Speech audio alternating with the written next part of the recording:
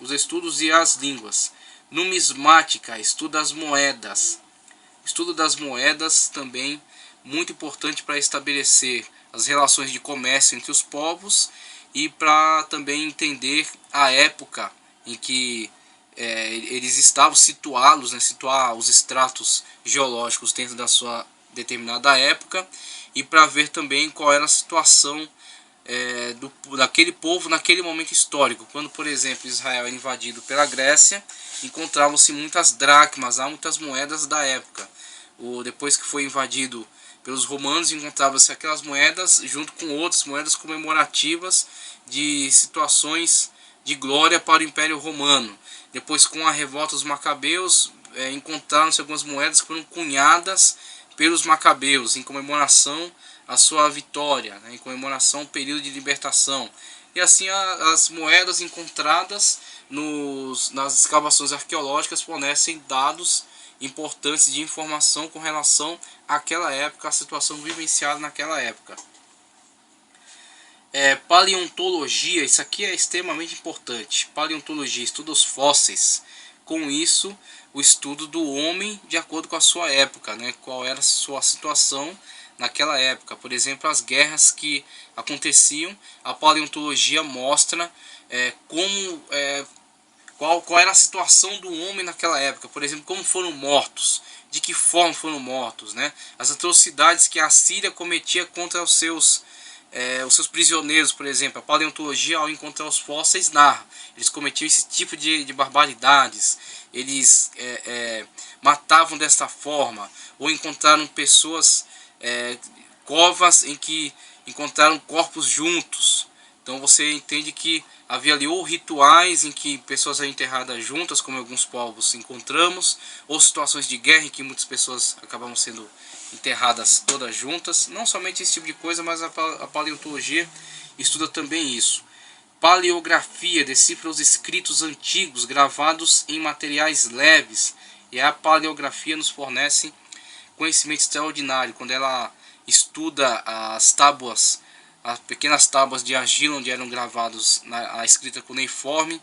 Estuda os sinetes, por exemplo, que eram objetos utilizados como um carimbo, com uma marca pessoal, com uma rubrica, uma assinatura pessoal de cada proprietário. Então um proprietário, uma pessoa de muitas posses, muita riqueza, tinha geralmente seu sinete com a sua marca distintiva, e com essa marca ele identificava ali como sua posse, assinava um documento, marcava um determinado objeto, e assim a paleografia nos fornece dados, informações acerca desta sociedade, desta época, desta pessoa, da língua empregada, da pessoa que estava se relacionando ali dentro daquele documento. A paleografia estuda esse tipo de dado, de informação da antiguidade. Sociologia estuda o homem em sociedade. Sigilografia estuda os selos. Iniciar a história do povo hebreu sem levar em consideração os acontecimentos que lhes precederam seria insensatez. Também não fica bem começar a falar das raízes dos hebreus sem falar dos povos que lhes antecederam, porque fazendo assim dá uma impressão de que eles saíram do nada, ou pelo menos de que eles seriam os primeiros seres humanos que vieram a existir. Por outro lado, somente dizer que o povo de Israel se originou de um homem chamado Abraão, vindo da Mesopotâmia, que foi pai de Isaac e avô de Jacó, e que de Jacó surgiram 12 tribos, que viveram como escravos no Egito durante 400 anos, e que de lá, por ordem de Deus, sob o comando de Moisés, saíram e entraram em Canaã sob o comando de José. Não é tudo. Precisamos verificar numa visão tridimensional muitas coisas que envolvem a vida dos patriarcas na Mesopotâmia e seus descendentes no Egito, no deserto em Canaã, e atualmente habitam a nação de Israel. Então, com isso, vemos que o estudioso dá aqui a explicação sobre o seu método. Então, estudar Israel a partir somente dos seus personagens seria um estudo por demais insuficiente. Então temos aqui as terras de Israel, que ficam na Palestina, mas, por exemplo, o seu ascendente, né, o seu ascendente principal, Abraão, foi chamado por Deus, né, primeiro partiu junto com o seu pai aqui de Ur dos Caldeus, a sua terra de origem, a região dos caldeus, a região da Mesopotâmia, como vamos estudar também acerca desse nome, acerca dessa região. Primeiro partindo com o seu pai e seus familiares para Harã, aqui no norte da Mesopotâmia. Depois recebendo um chamado específico de Deus para partir de Harã em direção a Canaã, esta região aqui. Agora, em torno da história de Abraão, de Isaac e Jacó, há povos, há nações, há histórias que constroem todo o contexto no qual eles estavam inseridos. Para entender a sua vida, para entender as situações pelas quais eles passam, necessário se faz entender o contexto no qual viveram. Por isso o estudo da história, a história geral, não qualquer tipo de história, mas a história geral que se relaciona com a história dos hebreus. Por isso que ele estende um pouco mais o seu estudo para estudar a história geral naquilo que diz respeito à história dos hebreus, que é o nosso foco principal. Então, primeiramente, começando a partir da história da Mesopotâmia, temos a palavra Mesopotâmia significa entre rios. Essa faixa de terra recebeu esse nome devido ao fato de ela estar localizada entre o rio Tigre e o Eufrates. Então temos aqui o rio Eufrates, nascendo aqui da Armênia, e percorrendo toda essa região. Esse aqui é o rio Eufrates, e vai dar aqui na cidade de Ur. E aqui temos o rio Tigres, que passa aqui por toda essa região, e elas formam uma terra aqui no meio, elas circundam aqui esta terra, e esta terra no meio desses dois rios é denominada de Mesopotâmia, um nome grego na verdade, um nome grego, meso, que vem a ser meio, e potâmia, que vem a se referir aos rios. Então esses rios formam essa terra aqui entre eles, que dá-se o nome de Mesopotâmia. Então, nessa terra, vamos verificar o desenvolvimento de povos importantíssimos para a história dos hebreus. Então, por exemplo, estudando arqueologia, vemos que nos meados do século XIX, os arqueólogos começaram a explorar os vestígios deixados pelas antigas civilizações que viveram na Mesopotâmia. Atualmente existem cerca de 10.000 sítios arqueológicos, onde os arqueólogos trabalham em busca de qualquer coisa que comprove a antiguidade das civilizações que viveram naquela região. Aí veja que em 1925 encontraram numa região a oeste de Assur as ruínas de Nuzi. Então Assur, temos aqui a região da Assíria, a cidade de Assur, né? E ele diz aqui, Assur, as ruínas de Nuzi, a oeste de Assur. Então temos aqui a provável localização de Nuzi, um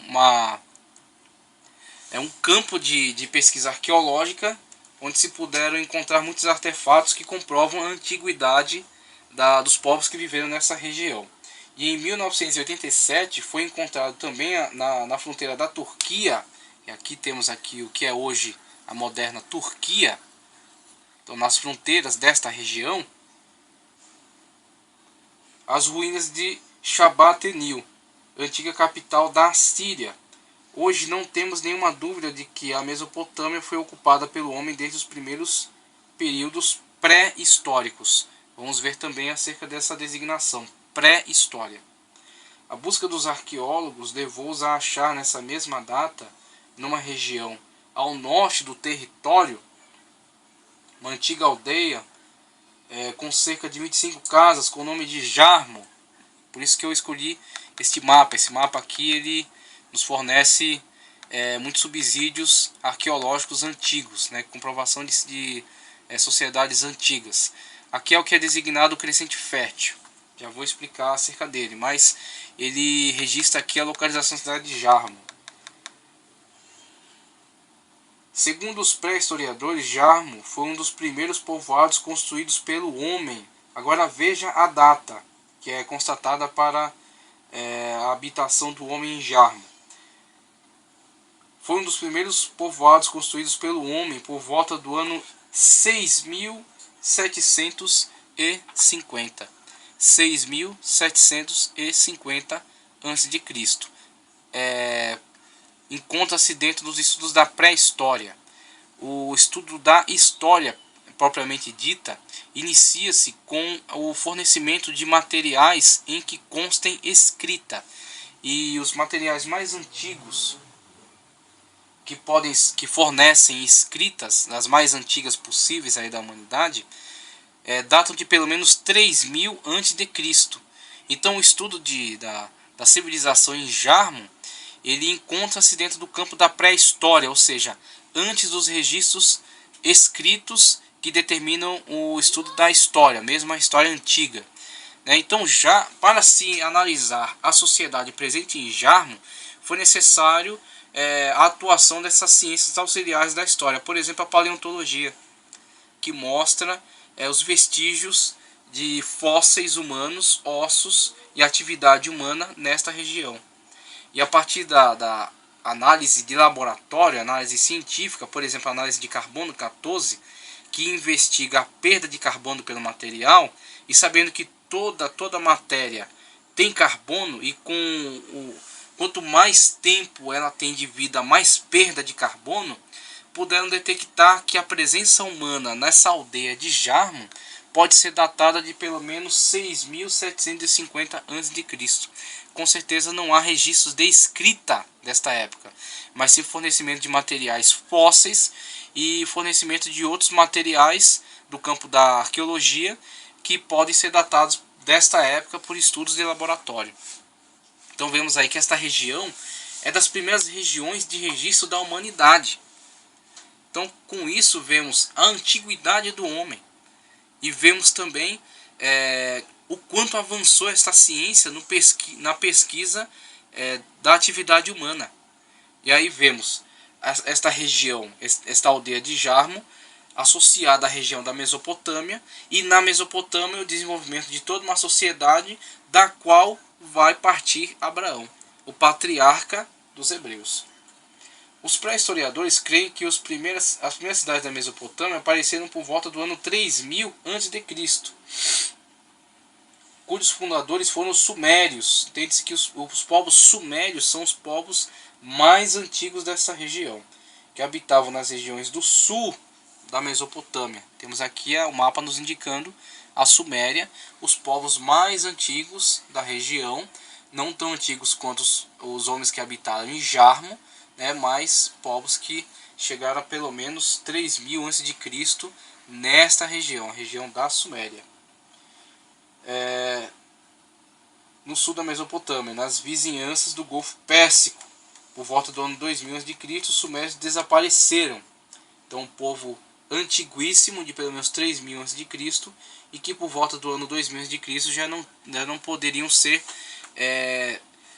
distintamente pesquisados, analisados, porque já houve um movimento de assimilação, um movimento de mistura com outros povos que migraram para aquela região. Então a Suméria como um povo pode ser analisada principalmente do ano 3000 até o ano 2000. No ano 2000 a.C. já houve a mistura, a miscigenação com outros povos que para aí migraram.